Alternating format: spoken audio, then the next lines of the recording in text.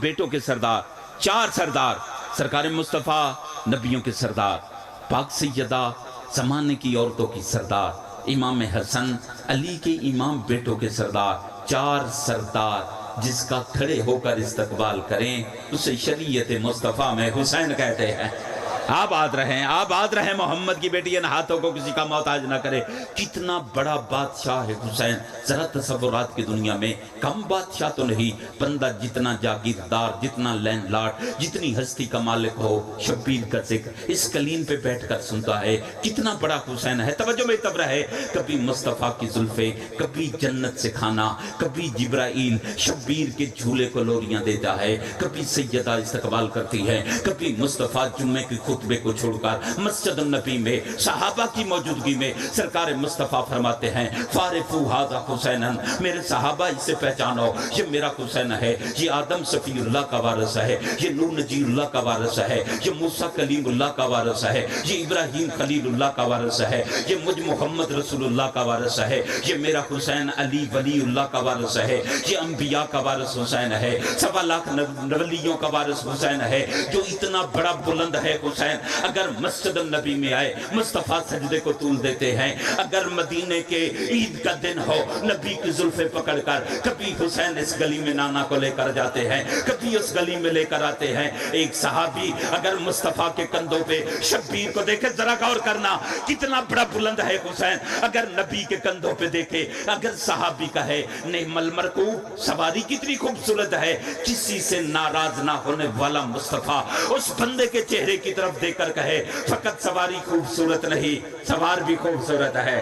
سلامت رہیں، میرے ساتھ سفر کرنا، بات اگلی کہنے جا رہا ہو، اے شعر کے 2 مصرے یقین کامل سے کہتا ہو لا الہ الا اللہ محمد رسول اللہ علی جن ولی اللہ۔ میں بھائی امیر حسین سے اپنے بزرگ سمجھتے ہوئے دعا بھی شامل حال کرواتے ہوئے، میرا وطن میرا علاقہ، شعر نے 2 مصروں میں پوری کائنات کو بند کیا ہے کہ کیا حسین ہے جو اتنا بڑا بلند ہے حسین۔ شعر نے تیرے عقیدے کا ترجمہ کیا ہے، اگر تیرا عقیدہ شعر کے شعر کے ساتھ مل جائے پھر اس کے حق میں دعا ضرور کریے، جو اتنا بڑا بلند ہے حسین۔ شعر کہتا ہے میرا حسین میری چشم تر میں رہتا ہے، میرا حسین میری چشم تر میں رہتا ہے۔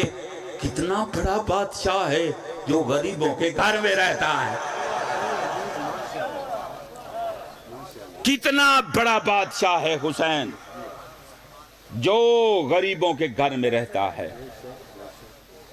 زمانہ پہچانے حسین کو، بالخصوص جو ذکر شبیر میں میرے اہل سنت بھائی تشریف فرما، بات کا وزن کرنا، نبی جس کے لیے سجدے کو طول دے۔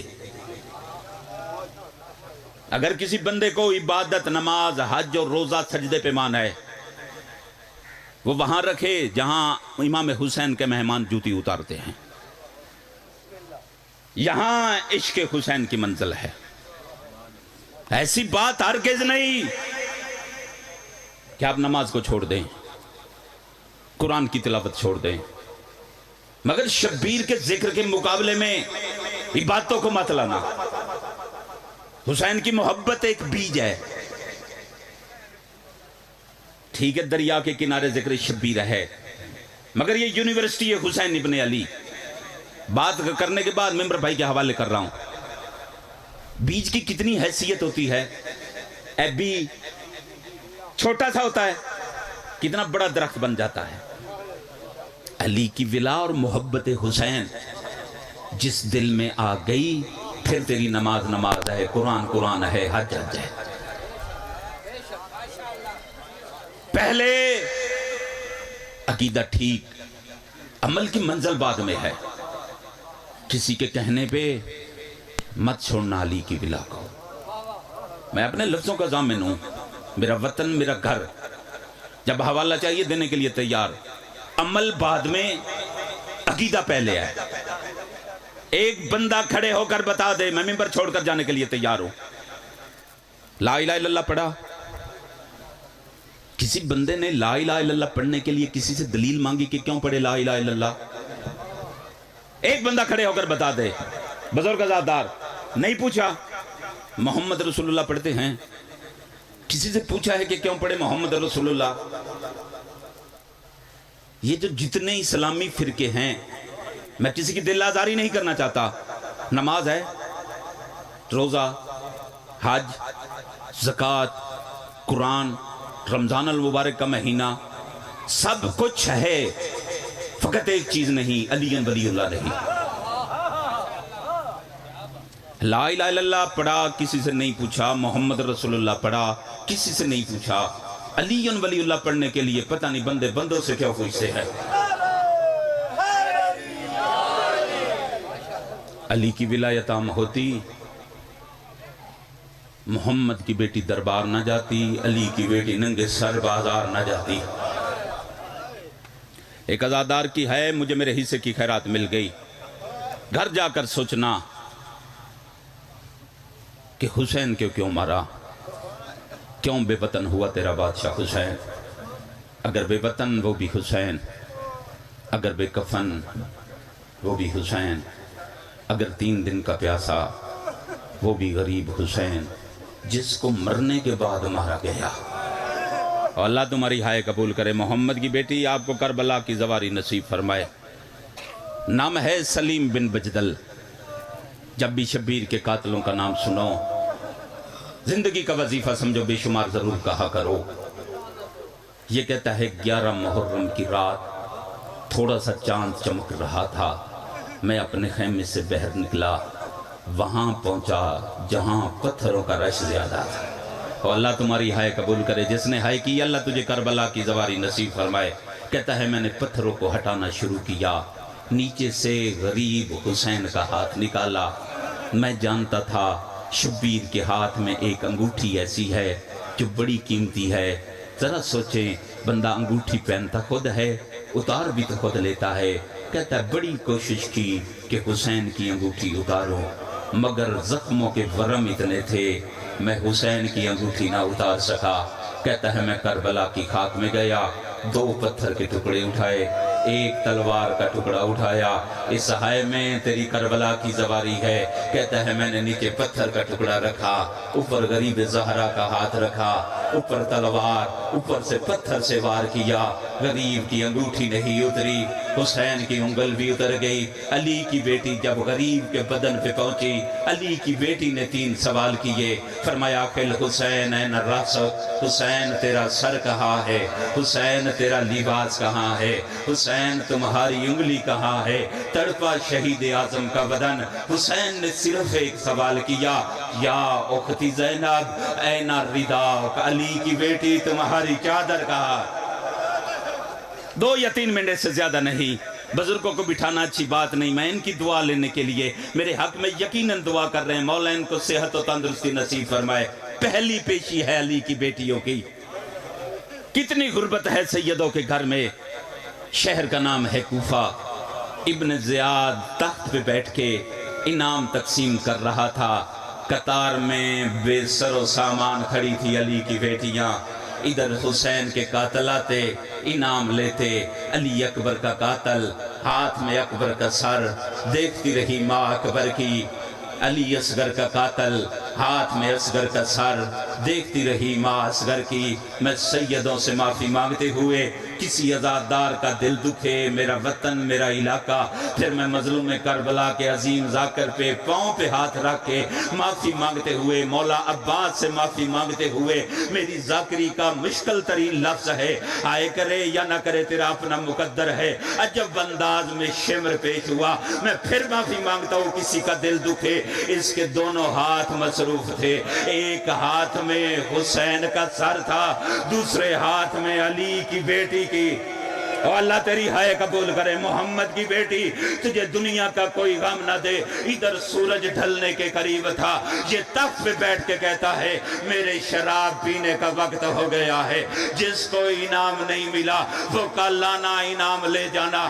2 قاتل ایسے تھے، یہ اپنے گھروں کو چلے، ایک کا نام خولی ملون ہے، دوسرے کا نام لعنت کر حسین کے قاتلوں پہ لعنت واجب ہے، دوسرے کا نام نصر بن مالک ہے، یہ اپنے گھروں میں چلے گئے۔ گئے، خولی نے شبیر کے سر کو تندور میں رکھا، ایک ملعون جس کا نام نصر بن مالک ہے، بے شمار کر میں ممبر مظلوم کربلا پہ آج کل خانی ہے امام سجاد کی، جو بندہ مشکل حاجت رکھتا ہے یہ سیدہ کی دعا کا مصیبہ ہے، مانگنا تیرا کام ہے، عطا کرنا سید سجاد کا کام ہے۔ نصر بن مالک شبیر کا امامہ لے کے جیسے اپنے گھر میں گیا، او اللہ تیرا ماتم قبول کرے، اپنے گھر میں گیا، ادھر آدھی رات کا وقت ہوا، اس کی زوجہ اس کے کمرے میں آئی، کہتی ہے سچ سچ بتا تو نے کس شریف کا گھر اجاڑا ہے؟ او اللہ تیرا ماتم قبول کرے، یہ کہتا ہے شریف نہیں وہ باغی تھا، یہ منہ پہ ماتم کر کے کہتی ہے اگر وہ باغی تھا پھر محمد کی بیٹی ہمارے گھر میں، او اللہ تمہارا ماتم قبول کرے، سر کے بال کھول کے کیوں بین کر رہی ہے؟ یہ اپنے حجرے سے اٹھا، اس نے حسین کا امامہ اٹھایا، یہ کوفہ کے جنگل میں چلا گیا، شاید بطول حسین کا امامہ لینے آئی ہے، یہ کوفے کے جنگل میں گیا، سیدہ کوفہ سے چلی، ہر شہر میں استقبال ہوتا رہا، حسین کا امامہ کوفے کی ریت پہ رلتا رہا، عالیہ شام پہنچی، سر زخمی، بیٹوں کی پیشیوں کے ساتھ، باپ کے قاتلوں کے ساتھ کربلا واپس آئی، حسین کا امامہ کوفے کی ریت پہ رلتا رہا، علی کی بیٹی واپس نانا کے شہر میں پہنچی، حسین کا امامہ کوفے کی ریت پہ رلتا رہا، پونے 2 سال کے بعد مانگنا ذرا حسین سے، حسین کے کاروان سے ایک حاجیوں کا قافلہ جیسے کوفہ کے جنگل سے گزرا، ایک حاجی حسین کے امامے کے پاس جا کر کہتا ہے کوئی خوشبو بیچنے والا تاجر تھا جو اپنا سامان بھول گیا ہے، حاجی حسین کا امامہ اٹھایا، حج بیت اللہ انجام دیا، انجام دینے کے بعد جیسے روضہ رسول کی زیارت کے لیے ادھر مدینے کے بارڈر پہ پہنچا، تیرا اور میرا سجاد امام اس کے استقبال کے لیے کھڑا تھا، امام سجاد رو کر کہتے ہیں اللہ کے گھر کے حاجی اگر تو اجازت دے میں مزدور بن کر تیرا سامان اٹھاؤ، بندہ بڑا امیر ہے جو ہے نہیں کر سکتا، مصحف میں منت نہیں، ادھر امامہ اس سجاد کے ہاتھ میں آیا، حاجی روضہ رسول کو سلام کر رہا تھا، جیسے دیکھا سجاد امامہ سینے پہ کبھی اپنی آنکھوں پہ لگاتے ہیں، حاجی امام کا ہاتھ پکڑ کے قبر نبی پہ رکھ کے کہتا ہے سچ سچ بتا میرے سامان میں تیرا کیا ہے؟